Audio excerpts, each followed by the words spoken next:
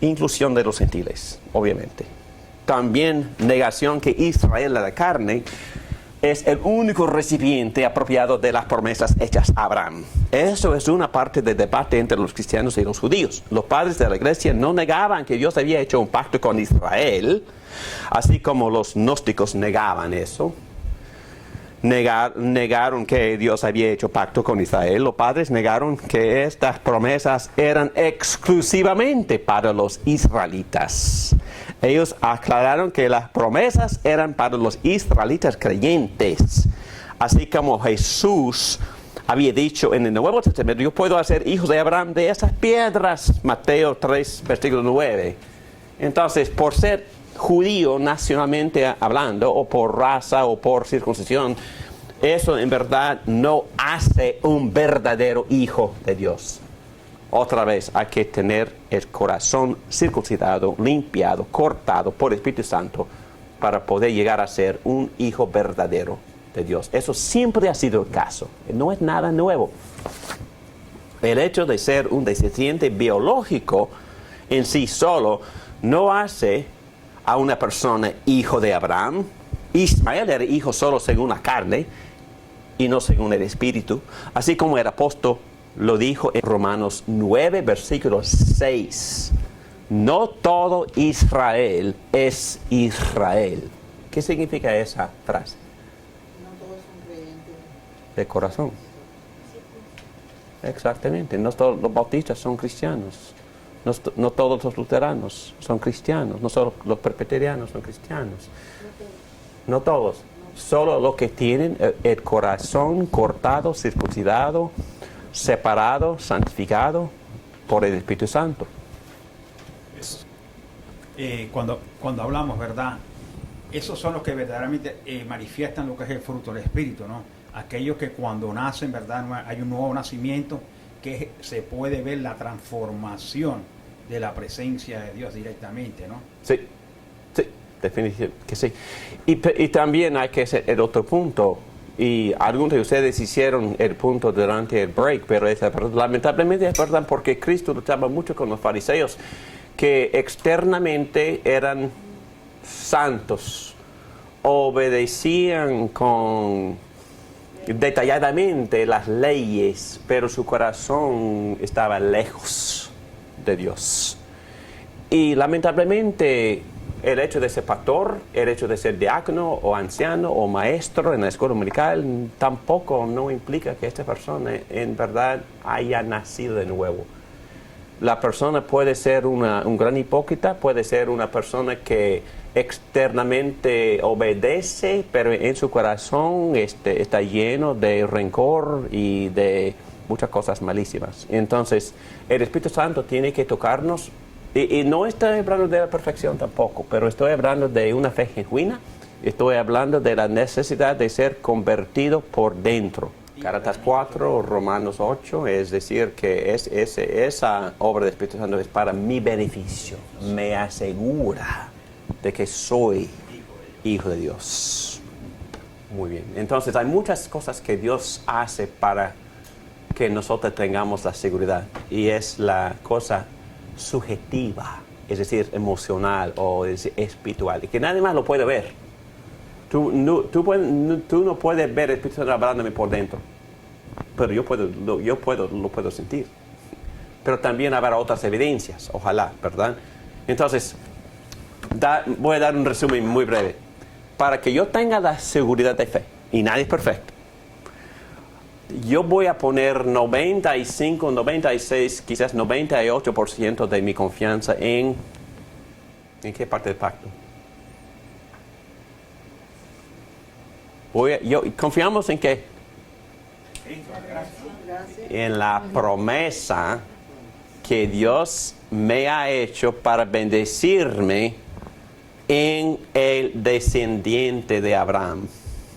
Entonces, yo confío en la promesa que Dios le hizo a Abraham a bendecirme en su descendiente, que se llama Jesucristo. No estoy inventando esto.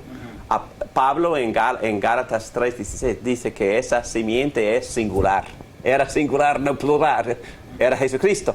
Entonces, yo pongo 98% de mi confianza, mi seguridad en esa promesa a la cual Dios juró. ¿Por qué 98 y no el 100? Porque son dos evidencias más. ¿Cuáles son? Ya hemos hablado de uno. El Espíritu Santo.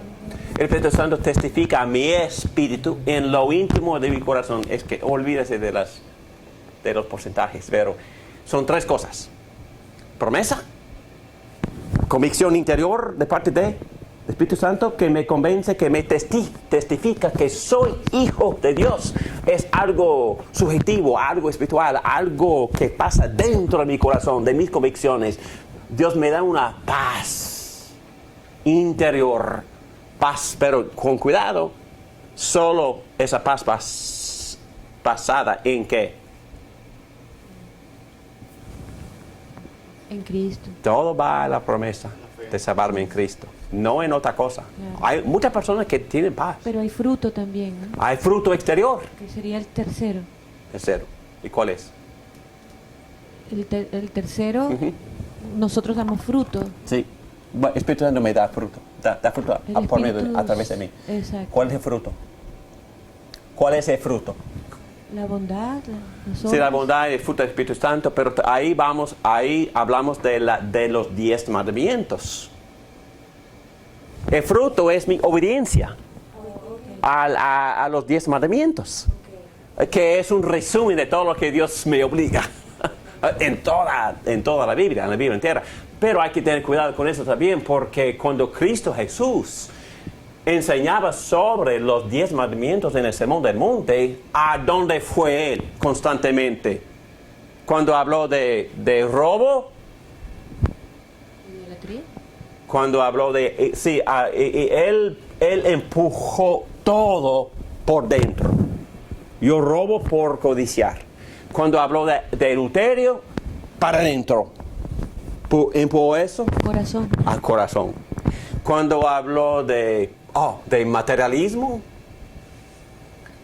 dijo, bueno, hay que tener la prioridad el reino de Dios. Entonces, él hizo todo un asunto interno del corazón. Pero si mi corazón está con Dios, voy a ser una persona generosa, no voy a codiciar bienes. Si mi corazón está con Dios, no voy a codiciar a otras mujeres, voy a estar satisfecho con mi mujer, y etcétera, etcétera. Cristo empujó todo hacia adentro, al corazón. Entonces mi obediencia empieza ¿dónde? En el corazón. Pero también tiene que expresarse en hechos. Afuera. Porque la pregunta es esta.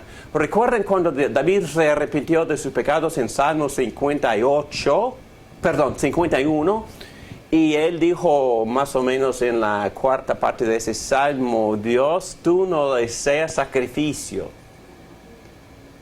¿Qué significa eso? Tú no deseas lo externo. Pero después de arrepentirse, pidiendo que Dios creara en él un corazón nuevo, al último párrafo de Salmo 51, él habló de que iban a traer sacrificios a Jerusalén. Entonces, la pregunta es esta: ¿qué es lo que Dios desea? ¿Mi obediencia externa o mi obediencia interna? Interno. ¿Cuál es? El corazón. Hacer la voluntad de ¿Cuál es la respuesta? ¿A él no le importa mi obediencia externa? Bueno, es Sí, una sí, manifestación de lo importa. interno, ¿no? De lo interno se va a ver la manifestación externa. Si tú obedeces, Con cuidado, porque hay personas que dicen, bueno, yo amo mucho a Dios en mi corazón, pero hacen cosas malísimas. No, hay que tener cuidado, porque la respuesta es sí. Dios quiere las dos cosas. lo interno se va a manifestar externamente, ¿no? De lo que estás ahí externamente. Sí, pero si no se manifiesta, entonces tampoco está ahí adentro. Ok, entonces Dios requiere las dos cosas. Él quiere que yo sea fiel a mi esposa físicamente, pero también quiere que yo sea fiel a mi esposa espiritualmente, en mi corazón, mentalmente. Entonces, Él desea las dos cosas, pero no se satisface Dios solo con lo externo, ni se satisface, sí, bueno, es una tontería, es una estupidez decir que yo amo a Dios en mi corazón y en verdad estoy cometiendo inmoralidades por fuera. No, es una tontería, es que Dios quiere obediencia total.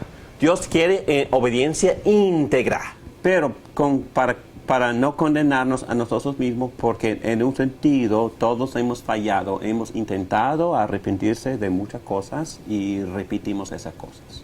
Ok. ¿Y qué es lo que... Entonces, ¿cuál es mi esperanza en ese caso? Esforzarme, no voy a obedecer. No. La esperanza es volver a la promesa. La única esperanza que produce amor verdadero en mi corazón es meditar en la sustancia de pacto. Yo leí algo muy interesante. El secreto para mi santificación o para mi santidad no es esforzarme a ser santo. No es, voy a ser santo. No. La única esperanza es que yo me vuelva a contemplar la belleza de Jesucristo. La única esperanza para que yo no disfrute pecado es disfrutar más a Jesucristo. Entonces, yo siempre quiero disfrutar placer. Yo busco placer. Pero es cuestión, ¿dónde busco placer? Entonces, otra pregunta es, ¿quién es o qué es mi porción? ¿A dónde voy para satisfacerme? ¿A dónde voy para complacerme? ¿A dónde voy para experimentar intimidad, gozo y paz y amor? La única esperanza que tengo es volver a la promesa. Dios me has prometido amarme en Cristo. Dios me has prometido perdonarme en Cristo. El perdón motiva. La condenación no motiva. La autocondenación tampoco no motiva. Oh, estoy malísimo. David nunca va a llegar a hacer nada. Eso no motiva. Eso deprime más y el resultado es más pecado. No, lo que motiva es complacerme en Cristo. Contemplar la belleza de Cristo. Volver a la promesa. Dios me tocó, me llamó, me santificó cuando era más miserable. Y con ese gozo, con esa gratitud, gracias Dios, me has perdonado. Esa gracia es lo que motiva desde el corazón a obedecer y vivir una vida santa. Siempre por gracia, por gracia. Porque uno sabe que uno no puede cambiar por sí mismo. El que empezó la obra en también nosotros es un el don. único que la puede transformar es Él. ¿A través de quién? De su Espíritu. Es reconociendo, Señor, mira, estoy en estas condiciones. Yo sé que yo no puedo hacer nada por mí. Ahora yo sé que tu presencia mora en mí. Tú eres el que me puede santificar, transformar. Eso siempre así. Cuando yo... Tenemos que actuar en la gracia que hemos recibido. Y bueno, pero hay que recibirla.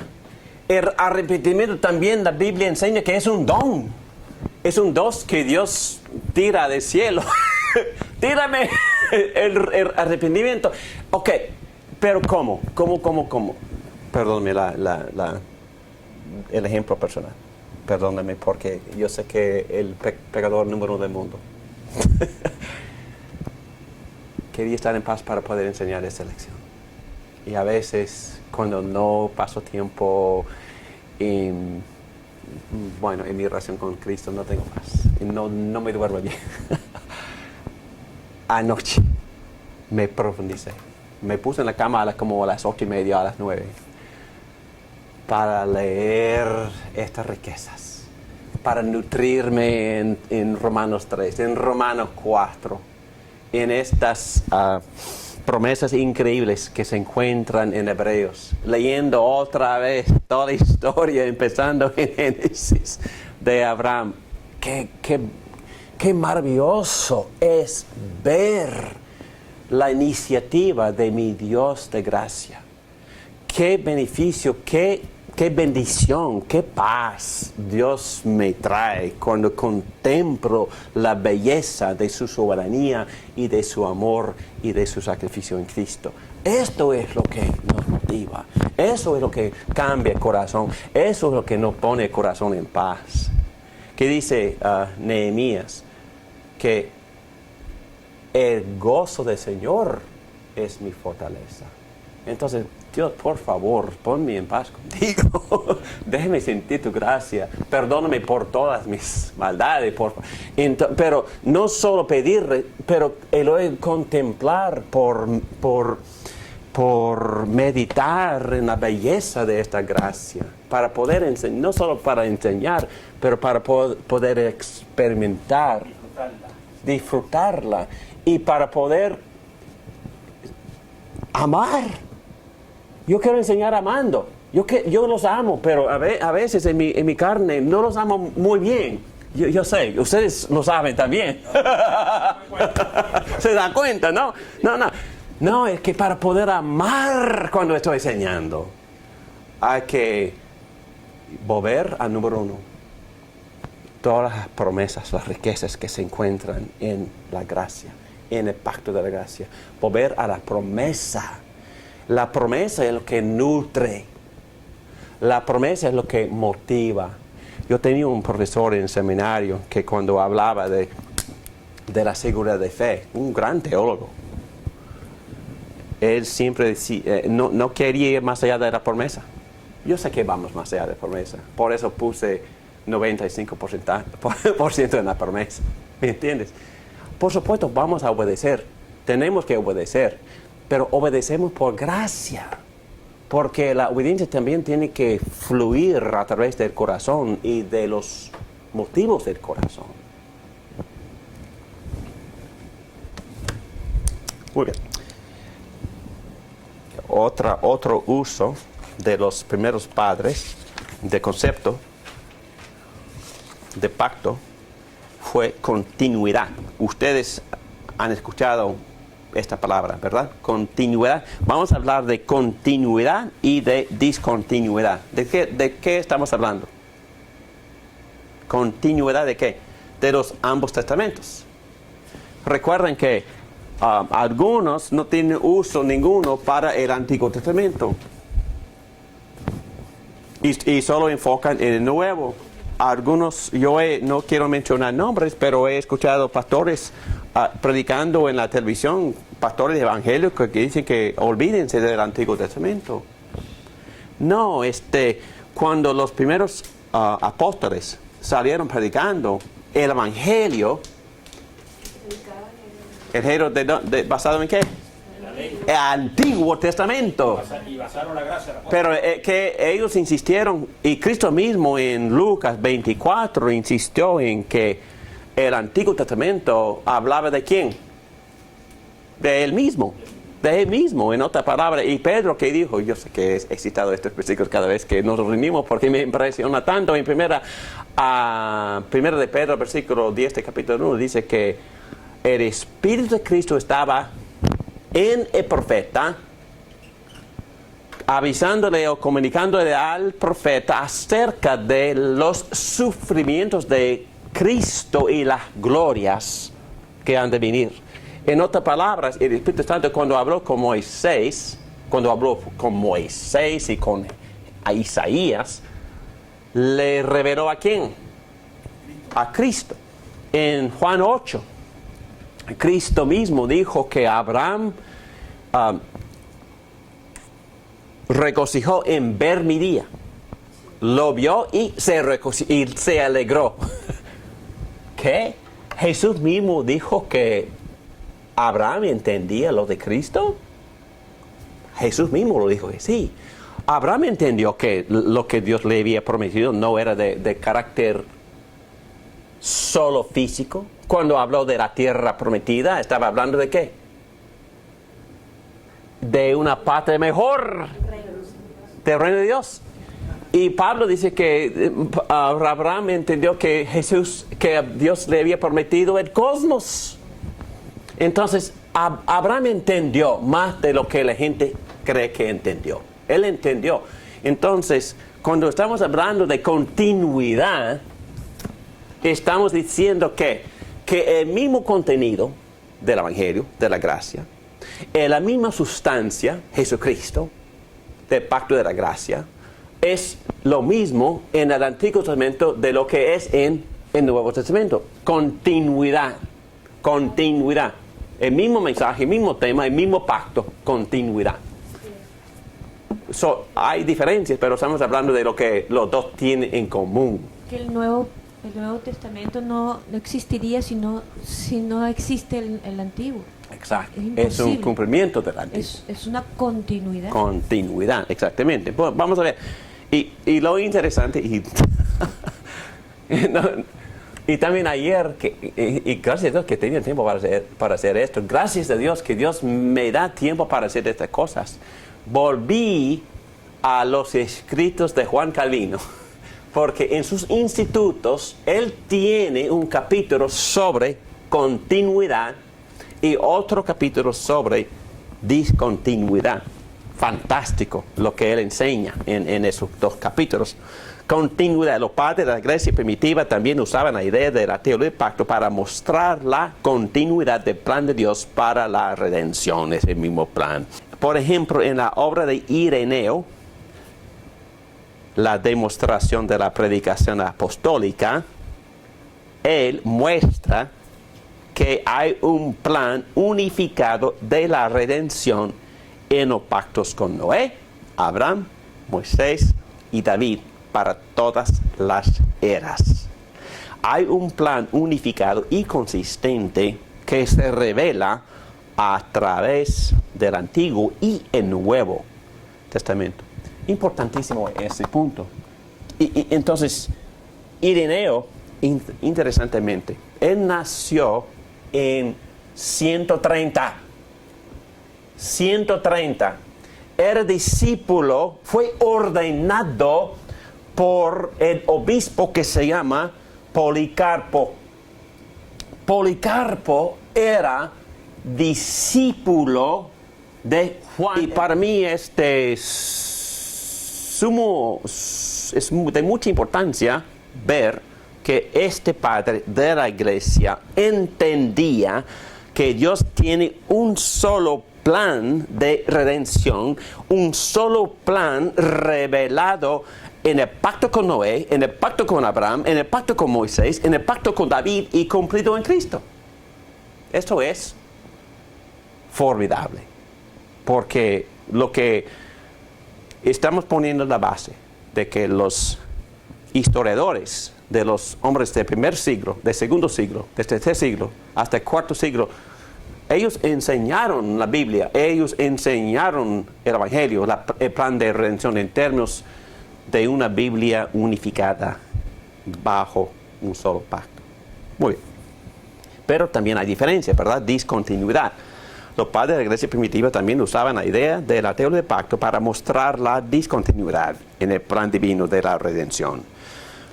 Los padres reconocían que había cosas en el Antiguo Testamento que no pertenecían a los cristianos bajo el nuevo pacto. Usaban la idea del pacto y la idea de su progreso para explicar las diferencias entre el antiguo y el nuevo pacto. Bueno, vamos a profundizarnos en esto, pero por ejemplo, ¿cuáles partes no se aplican hoy en día? Las leyes de la limpieza Sí, cualquier ley de la ceremonia. ¿Por qué? ceremonial, Ceremonial. ¿Por qué no se aplican? porque ya Cristo lavó todo, limpió todo, ya Limpió no hay todo. necesidad. Pero también hay que entender que todo estaba en transición también. Sí, Cristo practicaba algunas cosas bajo la ley porque Él no había cumplido todo en la cruz, ¿entiendes? Entonces, obviamente estamos sacrificando hasta que Cristo fue sacrificado. Pero mi punto es este. Y me gusta la manera que ustedes han explicado esto porque teológicamente el significado de la circuncisión es ¿qué? Limpieza. Limpieza. Sí. Y es muy interesante que en Colosenses capítulo 2, versículos 11 y 12, el apóstol Pablo se refiere a la cruz de Cristo como la circuncisión. La gran circuncisión. La gran circuncisión. ¿Entiendes? La gran limpieza. Entonces, para no confundirnos, el sacramento o la señal circuncisión siempre se refiere o señala que la cruz de Cristo, la limpieza que Cristo efectuó por morir por nuestros pecados para poder quitarme el pecado, en el sentido de que ya no estoy dominado por el pecado, y también para lavarme y lavar la conciencia y para ponerme en paz con Dios, para que yo pudiera empezar a obedecerlo por gratitud desde mi corazón. Eso se llama circuncisión de Cristo, limpieza de Cristo, lavamiento de Cristo. Interesante. Ok, pero y por eso no volvemos a practicar las ceremonias de limpieza, porque la limpieza ya estuvo, ya vino, ya fue cumplido o cumplida. Y cuando Dios se le revela en una visión a Pedro, es bien claro que le dice: no llames impuro a lo que yo hice puro. Y uno, hablando de las dietas de los judíos, comida, ya no se o sea, aplican, ya por no se favor, aplica. cristianos, ya no se aplica ninguna dieta, no existe dieta cristiana, no existe. Bueno, hay que comer sano, pero es que, no, en verdad es que algunos cristianos juzgan la conciencia de otros cristianos por cuestión de dieta. No, por favor, no, para nada. Ya tenemos suficiente por qué preocuparnos. Eso se llama 10 mandamientos. No me den ni 11, por favor. No me den ni dieta. No, eso es muy importante porque tenemos la tendencia de juzgarnos en cosas de poco importante, que no importa para nada. Y tenemos responsabilidad de ayudarnos si estamos pecando. Eso se llama, hay que juzgar con amor a un creyente que ha caído en desobediencia a uno de los 10 mandamientos. Pero no en cuestión de conciencia, de cultura, por favor. La gente, en un sentido, y no me interpreten mal, pero uno puede vestirse como quiera, uno puede comer lo que quiera, uno puede beber vino si quiere. Bueno, esas cosas no son esenciales. La Biblia dice que no todo eso es apropiado, es lícito. Yo entiendo ese concepto, pero por favor, vamos a concentrarnos en las cosas de importancia. Y Cristo también mencionó que las cosas de importancia, ¿cuáles son? Amor, misericordia y justicia. Por favor. Si uno está sufriendo injusticias, sí, vamos a preocuparnos por esa persona. Si uno necesita un toque misericordioso, sí, le vamos a dar. Y por supuesto vivimos amando. Pero no vamos a preocuparnos por cultura ni por cosas de la conciencia. Porque si no, nos volvemos como los fariseos, que les importaba más el hecho de que haya levantado la camilla, juzgaban eso, a alegrarse de corazón de que una persona sufriente haya sido sanada. Distorsionando por el completo el extremo total. propósito de la ley. Sí. El propósito de la ley es ilustrarme en cómo amar. De cómo amar. Bueno, es un reflejo de la santidad de Dios, pero también me instruye en cómo amar. Pastor David, déjame hacer una pregunta. Cuando nosotros, porque usted tocó algo de tomar vino. Cristo tomó vino, ¿verdad? Porque cuando yo miro el Apocalipsis, dice que los borrachos no tendrán... No, yo puedo citar como 25 pasajes que condenan la borrachera. No estamos hablando de eso. Estoy hablando acerca de la generalidad de que tu conciencia queda libre. Ya. No tengo otro punto. Y no te juzgo en el área de tu conciencia. Te juzgo si desobedeces uno de los 10 mandamientos, pero no en cuanto a tu conciencia, ni en cuanto a tu cultura, en cuanto a tu idioma, en cuanto a la forma en que te vistes, en cuanto a la forma de culto. Muy discontinuidad. En resumen, la idea del pacto, aquí estoy en el último párrafo en página 24. En resumen, la idea del pacto se encuentra en los escritos de los padres de la iglesia primitiva: Justino Mártir, Mileto, Ireneo, Tertulio, Ciprio, Origen, Clemente de Alejandría, Apoluto, Novatio y después de Nicea, Agustino.